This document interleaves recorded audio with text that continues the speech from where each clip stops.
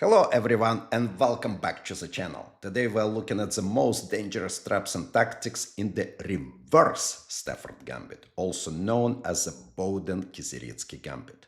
This gambit is significantly better than regular Stafford Gambit. The key difference is that we get an extra tempo for developing our pieces because we play almost the same position with white instead of playing with black. And this extra tempo matters a lot because it allows us to put our light squared bishop to an active position on the c4 square, making our attack much stronger and making defense for our opponent way more difficult. The Reverse Stafford Gambit is full of traps that can end the game very quickly, with white often getting a completely winning position within the first 10 moves. As usual, remember that we're looking at these tricks mostly for your own safety, with our main goal being to avoid an early disaster in the opening stage. But of course, knowledge of these traps is a must for you if you want to try and play this interesting gambit with white and score some spectacular and quick wins. Let's dive in and take a look at opening traps in the Reverse Stafford Gambit. This is our starting position, and key piece here is bishop on c4 that was already developed. Let me show you how usual Stafford Gambit happens. It happens when we're playing with black, and in Petrov's defense, instead of normal d6, knight c6 is coming. After knight takes, here's the start of the Stafford Gambit. Notice that bishop's still on f8, and black needs to spend tempo to get it to c5. In our position in the Reverse Stafford Gambit, bishop already on c4, aiming at f7. Let's see how we get to this position. Okay, so to get to the Reverse Stafford Gambit, we're starting with bishop c4. This move with the bishop is the third most popular continuation in this position, and it might be the start of the bishop's opening or transposition device to get to specific lines of several other openings such as Vienna game, the Italian game, the King's Gambit, or, like in our case, the Reverse Stafford Gambit. Okay, knight f6. This logical move that develops the knight to an active position is the most popular response to bishop c4 by big margin. So here we play knight f3. This is not common move, way more common, knight c3 or d3 going to Vienna game. So we play knight f3 and transposing back to Petrov's defense. Note that the same position might also be reached through different order. We can, after e4, e5, instead of bishop c4, play knight f3 first, and in case if opponent plays knight f6, we play bishop c4. But you're more likely will get Reverse Stafford Gambit if you start with bishop c4, because here knight f6 is the main theoretical move. Again, knight f6, we play knight f3, and now black's strongest move would be to take pawn on e4. Black also can switch to different opening. They can enter the main lines of the two knights defense with knight c6. This would be the start of big opening. Here white has numerous lines. Knight g5, right lever, castle, d4. Numerous options are available for white, but main move is knight takes e4. And now we play knight c3, attacking this knight. Now, at this moment, black can accept the gambit, which is the strongest move by engines, or can refuse it. If black refuses the gambit, the best option for them would be to play knight c6, switching to the Italian game with the central fork. Here, it's equality. After knight takes e4, d5, d3, this is well-known position, which is considered to be equal. For example, after castle, game continues, equal position. But again, by engines, the strongest move to accept the gambit. And now, once the gambit was accepted, we have a position that looks almost like usual Stafford Gambit with colors being reversed. However, the key difference, as I already said, between this position and the Stafford Gambit is that the bishop has already been developed to c4. This is the key difference here. This active bishop position gives white extra attacking chances and severely limits the black's choice at the moment, even if it appears that black has numerous normal moves. To be precise, According to my databases, black tried 12 different moves at this moment, with 9 of them immediately losing, one giving white small edge, one leading to equality, and only one strangely looking move f6 giving black advantage in case black plays extremely well further in strange looking irrational positions.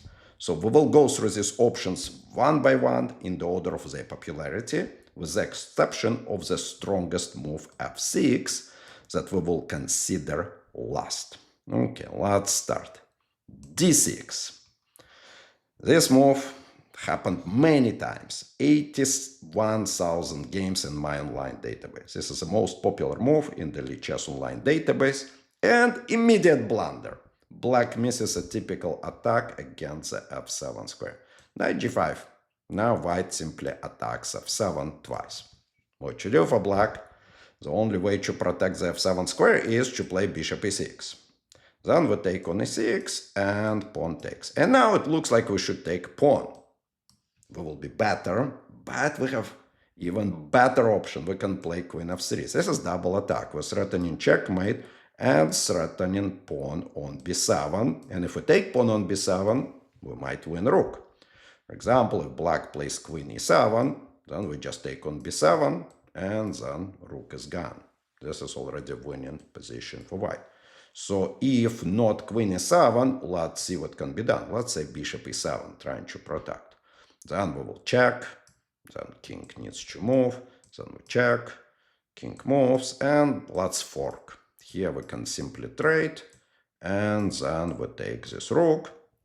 It's one of the simplest ways to get a material advantage. But engines also show numerous other ways to get a completely winning position for white. Long story short, d6 is a blunder, knight g5 attack immediately wins. Just remember this trick, that after take, you don't take pawn, you play queen f3, and then you win material here. Okay, let's go back, and next move by popularity is knight c6. 56,000 games, another popular move, and another blunder for black. The same attack against the f7 square is missed. Knight g5. Now what you do? So let's say d5. This move was tried the most. Then take and bishop e6. What happens here? Black tries to make white's attack weaker by trading queens. But white can damage pawn structure here. So we can play knight takes e6, forcing take. Then again bishop takes c6, forcing take. And then queen h5. This would be fork. Now, if king moves to d7, then we can just take pawn on e5. This would be winning position. After queen f6, let's keep the queens because we're attacking. We play queen e2, and we have better pawn structure, better king, and we're up a pawn. Completely winning position for white. Also, at this moment, if instead of moving king d7, g6, it's not helping much, queen takes e5, attacking rook. And here again, we can play with queens, we can castle, we can play bishop e3, or we can take another pawn. We will trade queens, it reduces our attack, but still we have completely winning technical endgame with 2 pawns up, and opponent has damaged pawn structure on queen side. Again, knight c6 move, the same story, knight g5 is winning. So let's say what else black can try instead of playing d5. Oh, queen e7 was tried here, queen e7, but then we take on f7. And after king moves, we have tactics, knight e6, forcing black to take on e6 with queen is gone, and decisive material advantage. Okay, what else was tried here? Oh, queen f6 was tried. So then we take on f7, and let's say if king moves to d8, we again have trick here. Check, pin on d-file, and king force to e7, and now we win queen another way. This is pin. So again, knight c6 move is not holding at all. Okay, another move that was tried a lot in this position, strangely looking d5. Black is giving away pawn with idea to trade queens. So bishop takes d5, c6, and now black is dreaming that we're moving bishop back, they're trading queens, and they're surviving. But white has very easy tactics here. White plays bishop takes f7, deflection. If king takes, we simply take queen, and king e7 is not helping much because we have skewer here and winning queen. Let's say king takes, we play queen takes d8 or bishop takes d8. This is completely winning position. So again, d5 at this moment with the idea of trading queens not working because of deflection on f7. So d5 basically losing. Okay, another move that was tried, bishop e7. Okay, this move is playable. It gives white only a little bit of advantage. So it's not the worst option for black, but still we're comfortable here. We take on e5. So castle and queen f3. Now, according to engines here, queen e8 is the best move, and we play castle. And after d6, knight d3, small edge for white due to activity. But in a lot of games, black played bishop f6, attacking knight. Then after knight g4, another natural move, check. But this sequence of moves, bishop f6 and rook e8, puts black in trouble, because after we block with a check, with natural move bishop e3, there is problem. We're attacking on f6, and if bishop moves, we're attacking on f7. So we're damaging pawn structure. Let's say d6, we take on f6, black forced to take with queen, or if they take with pawn, they will have open king. We have queens on the board, we should quickly win after we castle alongside. So queen takes f6 more or less forced, then we take, and long castle. This is a difficult endgame for black because white has a better pawn structure and the bishop pair. And this is not the way to go. So again, bishop e7 is playable move, but black at this moment, after queen f3, need to play queen e8, and a lot of people here playing bishop f6 getting in trouble. Okay, the next option that was quite often tried is bishop c5. 25,000 games in my online database, and again, attack against f7 with usual knight g5 works. So here best defense according to engine, rook f8, still white is winning, but a lot of people were simply castling. And then white comes with queen h5. This resembles attacks in regular Stafford Gambit. White is attacking on f7, h7, checkmate is coming, and after h6, rook takes f7, more or less forced to take with rook, queen takes, and after king h8 we can play numerous moves here. I don't know, let's play bishop e3, because this bishop is active, let's trade it, we're up 2 pawns, we are winning here. And if rook is not taken, then we have checkmates, then again resembling play in regular Stafford Gambit. Here double check, king moves, discovery check, king moves, and checkmate. Again, bishop c5 bad move, knight g5 attack is winning.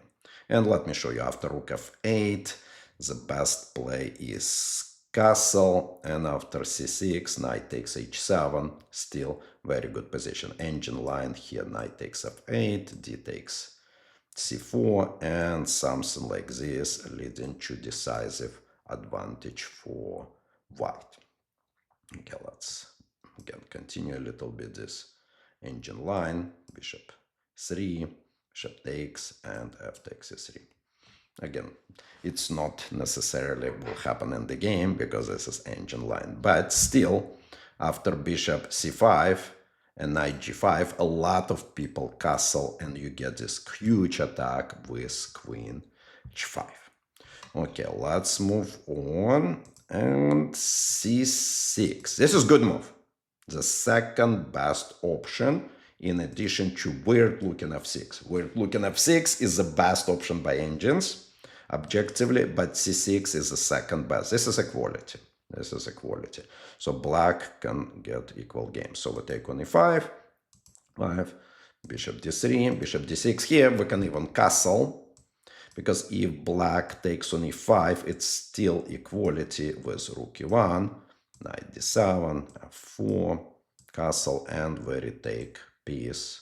Something like this would be equality, but notice that this position is not easy to play for both sides. A bit easier to play for white, to be exact. What happens here, we have opposite color bishops, and with opposite color bishops and major pieces on the board, activity is extremely important. So here, whoever gets attack against king might get big advantage because other bishop cannot protect, and looks like white has a bit better chances in practical game to get attacked due to pawn on e5. But again, objectively by engine, this position is equal. So c6 is playable move. Again, we take on d5. And here, after castle, black is not required to take on e5. They can simply castle, and we have about equal position after rook e1. So overall, c6 normal option, but it's not played as often. Okay, next move that was tried in this position, actively looking, e4. This move works actually in regular Stafford Gambit, but here it's disaster because we already have bishop sitting on c4. So white is winning with both knight e5 and knight g5. So e4 bad option here. So let's say knight g5 and we're attacking. So now what black can do? Queen f6. Then we just take and go back, bishop e3. Black will not survive this position. The king is misplaced, white is ahead in development, and the e4 pawn will be taken soon. So this is not good option. Also, we can, after e4, we can play knight e5, and after bishop c5, take. Here black has tricks. They can play queen f6, threatening checkmate in one move, but still white is way better after bishop e3, stopping this attack, and after f takes e3, here rook f1, advantage for white in this position, significant advantage. So e4 basically losing after knight e5 and knight g5. Not good option at all. Okay, another move that was tried here quite a bit is bishop d6. This move is strange, blocking the pawn, but again, pawn on e5 is protected, black is ready to castle. The problem is that after knight g5 they cannot castle. So here, after castle, we come in with our usual queen h5. And not much can be done. Again, h6, we take on f7, they take, we take, and this would be winning position after king h8. It's already 2 points up. Engine shows nice looking move, bishop g5 here. Then queen cannot take because it would be checkmate on g8, and pawn cannot take because it would be checkmate on h5. Forcing black to go queen f8. And then we can trade, of course, but engine keeps attacking, says queen g6. Again, bishop cannot be taken because of queen h5. And then after knight c6, bishop d3, threatening checkmate, queen g8, another move, bishop f6, opening up, threatening to take here. And then win. After e4, some nice checkmate. Let me remember, it's queen takes, queen h7. Oh yeah, here some nice checkmate, bishop c4. Okay, but we don't need all this because we can simply play with extra material. And bishop g5, nice move. It's winning by force, but we don't even need to play it. We can win differently. So again, bishop d6. We play knight g5, and objectively the best move, queen f6. Then we play knight takes f7, rook f8. And checkmate threatened, but we can take on d6 because it's check.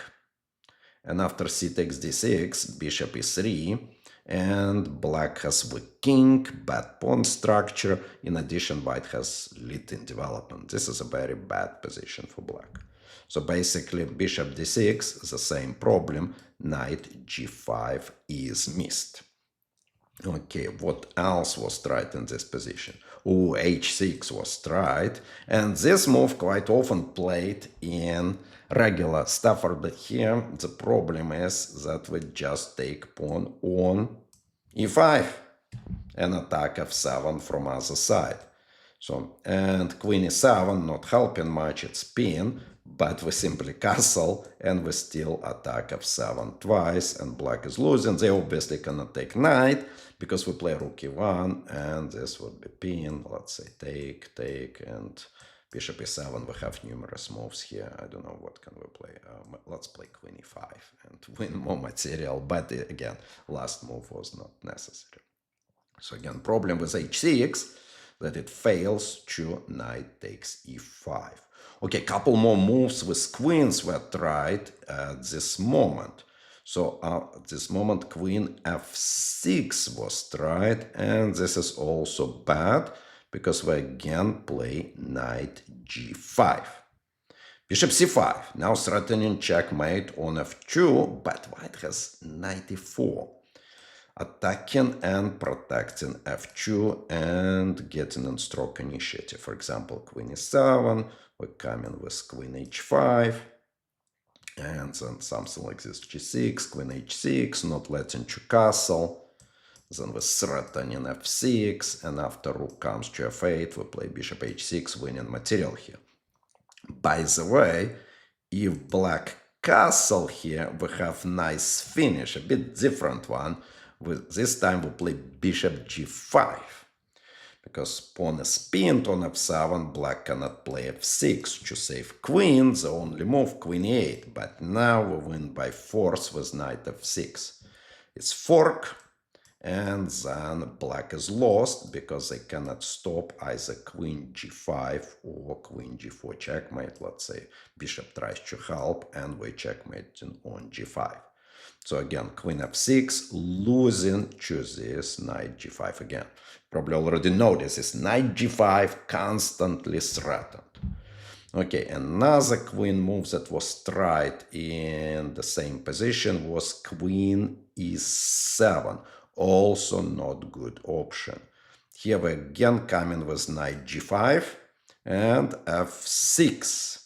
Not helping much because of check.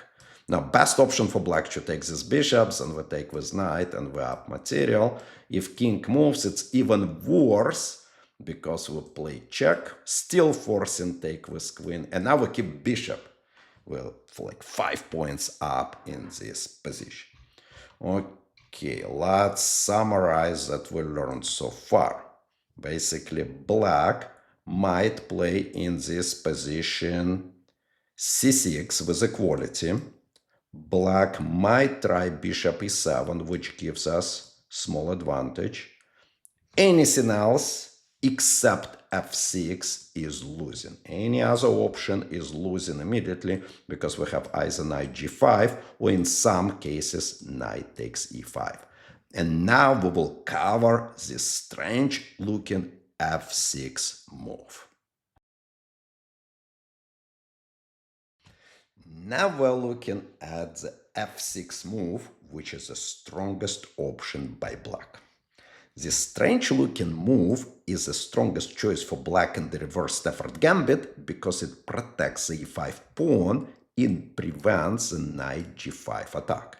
This move, however, is difficult to figure out unless someone already studied this position before. The problem is that normally the f6 move is considered a bad choice in most openings that happen after e4, e5 because it weakens the diagonal and takes f6 square from the knight, where knight normally goes. But in this specific position, the f6 move somehow works, making it a clear exception from the general rule. In other words, even a grandmaster might hesitate to play f6 if this position was not studied before. Now we have two logical options here, castle or immediate knight h4, threatening queen h5. We shouldn't get overexcited here and take pawn on e5. This would be trap. White would lose if they take pawn on e5. Such move works in Damiana defense or in some other situation, but the problem here is that if we take and check, and then after g6, trying to get rook, we don't get this rook, because black plays queen e7 and pins us on e-file. Then we trade queens and we're simply losing. Again, if we try after f6 to take on e5, this would be bad decision, trap, and we'll lose the game. So let's look at normal options, castle, and then knight h4. Castle. This would be alternative to knight h4. I would probably play knight h4 if I played this position with white, but castle also looks logical. Now, black's main move is knight c6.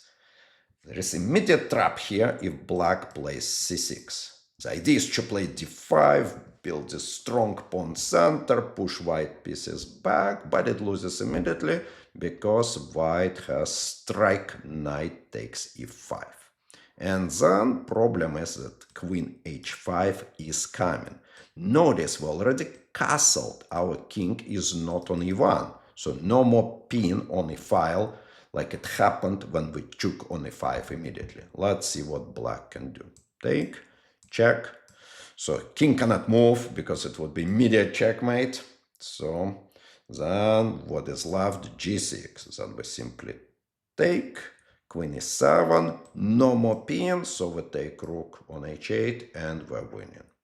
So if after c6 and knight takes e5, black tries d5, we again check. And if king moves, we have rook e1 here.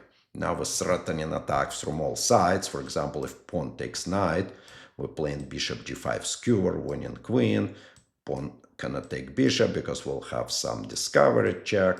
So here we're winning. But after queen h5 with g6, again regular knight takes g6, and we get material here with bishop h6. Technically it's equal material, but king is too open, both rooks are coming to e-file and d-file, and this is completely lost for black. They cannot sustain the attack. Again, c6 move after castle, immediately losing. So castle, normal option, and main move after castle is knight c6. Now we play knight h4, threatening queen h5, and g6 needs to be played, because otherwise queen check is coming. So let's say black plays something silly, g5, then we just check, king moves, and game finishes with nice checkmate. So g5 will not work, so we need to go back here, and g6 would be normal. Now we play f4, and this position is not easy to play for black. Here, objectively strongest move by engines f5, attacking knight on h4. There is another trap here at this moment. Quite a bit of games, more than 1,000 were played with d6, making center stronger, but missing f5 attack. Now black is in trouble with threatening pawn on g6. So g5 will not work because we'll come with check. If king moves to e7, we will checkmate. If king moves to d7, we still checkmate. Check, and then checkmate here. So after f5, then g5 not working. Then what else? Taking, the same problem. We come in with check. If king moves to e7, again checkmate. If king moves to d7, this time not checkmate, but we're still winning. For example, we can take, king moves, check, and then we can come, for example, with bishop f7. This is winning position for white. Black king is too weak. Here we're winning. So after f5, according to engines, knight e7 should be played, still not defending, because we take on g6, taking on f6. This is engine line, and here white still gets advantage and winning. So d6 not working because we're playing f5. So black needs to play f5 on their own, and threaten our knight. Then play knight f3 back. e4, again, another engine move. We play knight g5. Looks like white is good here because they're threatening again on f7, but it holds for black according to analysis. So check here, king moves and queen f6. Now, knight f7, bishop f7 not winning, so queen d5, good attempt, and d6 coming. Knight h7 trick by white, and according to engines here, queen e7 the strongest move. Because if you take, then obviously there is queen g8 fork here. And then, after knight takes h7, queen e7, knight g5, knight d8. Example of engine lines that gives black advantage. But for humans, it's almost impossible to find such lines in a practical game unless it's deep opening preparation, unless this position was specifically studied before and all lines were remembered. Okay, now let's go back and we will look what happens after f6, knight h4 instead of castle. Now we're threatening again to come queen h5. So more or less, black needs to play g6. Now, strong move would be f4, trying to open all lines and attack. So here, if black plays f5, like in previous line, they're losing. So this is not the same. So this attack against knight and trying to block the lines will not work at this moment. This is trap. So if black tries to play f5, then it's not the same position. Knight f3, e4, so far looks the same, but queen d4 move, and we're trapping the rook. Now, lines are not easy here if we go by engine, but basically at this moment, white is winning. So for example, if knight is taken, here's the strongest move, king f2 by engine. Black needs to give away bishop to avoid rook e1 attack. And then after queen takes c5, d6, check, we're still winning. So objectively, after f5 at this moment, knight f3, e4, and queen d4, white is winning. This is big trap in this line. Okay, so let's go further. And let's see what happens if black plays better. So we go again f6, we play knight h4, threatening queen h5, g6, f4, and queen e7. This is the queen move that is the strongest by engines, but it's difficult to find because it looks like black is misplacing the queen. So here we play f5, and another engine move, queen g7.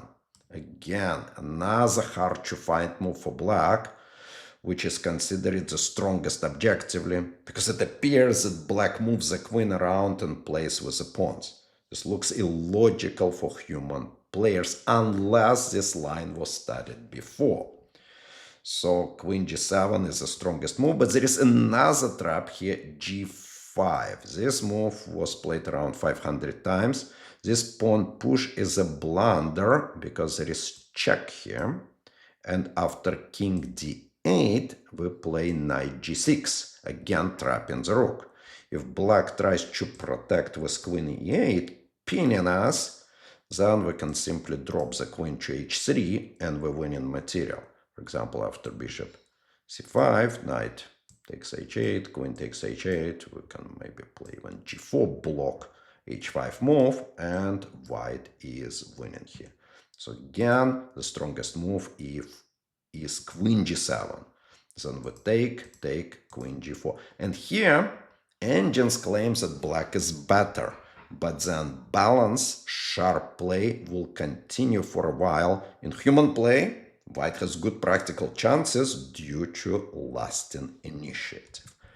And we will stop with our examples of traps and tactics in the Reverse Stafford Gambit. Remember, the main goal of studying these tricks is not just to catch your opponent, but to make sure you never get cut yourself. Use this knowledge as an insurance policy to guarantee your own safety in the opening when you play against Reverse Stafford Gambit. And of course, if you like these traps, you can try them in your games because you will likely score some quick wins with this fascinating gambit. If you find this video helpful, please consider subscribing for more chess tips and lessons. Stay safe, stay sharp, and I will see you all next time.